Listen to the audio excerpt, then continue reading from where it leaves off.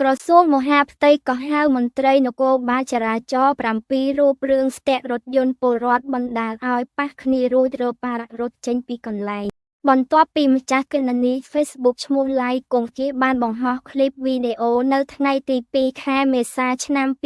2025អំពីសកម្មភាពមន្ត្រីនគរបាលចរាចរណ៍ផ្លូវគោក7រូបស្ទាក់ឃាត់រថយន្តបណ្ដាលឲ្យរថយន្ត2គ្រឿងប៉ះគ្នារងការខូចខាតយ៉ាងដំណំមន្ត្រីនគរបាលចរាចរណ៍ទៅទាំង7រូបបានរបារចេញពីកន្លែងកើតហេតុត្រូវបានលោកឧត្តមសេនីយ៍ទោស្នងការខេត្តកណ្ដាលបញ្ជាកម្លាំងជំនាញចុះស្រាវជ្រាវសាបអង្កេតទៅលើមន្ត្រីកបាលទាំង7រូបដោយមានខ្លឹមសារដូចតទៅក្រុមការងារព័ត៌មាននិងប្រតិកម្មរហ័សនៃស្នងការដ្ឋាននគរបាលខេត្តកណ្ដាលជម្រាបជូនសាធារណជននិងបណ្ដាញសារព័ត៌មានមេត្តាជ្រាបថាការផ្សាយក្នុងគណនី Facebook ឈ្មោះ Like គង្គាដែលបានបង្ហោះវីដេអូសកម្មភាពមន្ត្រីនគរបាលចរាចរណ៍ដាក់គោលដៅអនុវត្តរេតបន្តឹងច្បាប់ចរាចរណ៍ផ្លូវគោកនៅព្រឹកថ្ងៃទី2 ខែមេសាឆ្នាំ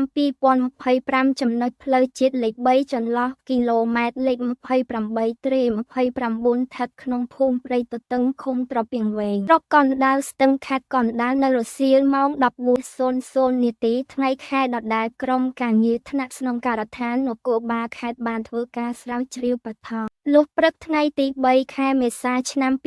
2025ការិយាល័យបុគ្គលិកនៃស្នងការដ្ឋាននគរបាលខេត្តកណ្ដាលបានកោះហៅកងកម្លាំងនគរបាលចរាចរណ៍ផ្លូវគោកចំនួន7នាក់ឲ្យចូលខ្លួនមកបំភ្លឺពាក់ព័ន្ធហេតុការណ៍ដែលបានកើតឡើងខាងលើនេះក្រោយពីសាកសួរនិងឆ្លើយបំភ្លឺរួចមន្ត្រីនគរបាលចរាចរណ៍ដែលមានការពាក់ព័ន្ធក្នុងហេតុការណ៍ខាងលើត្រូវបានព្រមានជាលាយលក្ខណ៍អក្សរលើកទី1ចំនួន4នាក់និងអប់រំធ្វើកិច្ចសន្យាចំនួន3នាក់ហើយដាក់ឲ្យអនុវត្តវិន័យរយៈពេល3ខែនៅការិយាល័យបុគ្គលិកអាស្រ័យហេតុនេះសូមសាធារណជននិងបណ្ដាញសារព័ត៌មានជ្រាបតាមការគួរបន្ទាប់មកមានអ្នកលេងបណ្ដាញសង្គមចូលទៅខមមិនតាមការយល់ឃើញរៀងខ្លួនថាដាក់វិន័យតែ3ខែហើយចូលបំរីការងារធម្មតាចុះពលរដ្ឋដែលរងគ្រោះខូចរថយន្តទេនរណាជាអ្នកទទួលខុសត្រូវគ្រាន់តែព្រមាននិងអប់រំចុះចំពោះរថយន្តដែលរងការខូចខាតអ្នកណាជាអ្នកទទួលខុសត្រូវបី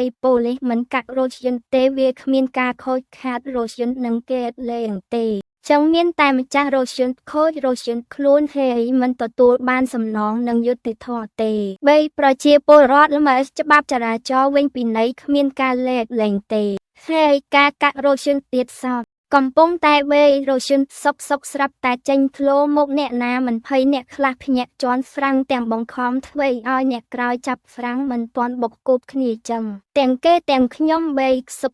បចេញមកធ្លោចឹងភ័យដែរនឹងហាអ្នកអនុវត្តច្បាប់ពេលធ្វើខុសចេះរេរត់ដែរមិននៅដោះស្រាយគ្នាទៅចាំបាច់រត់ធ្វើអី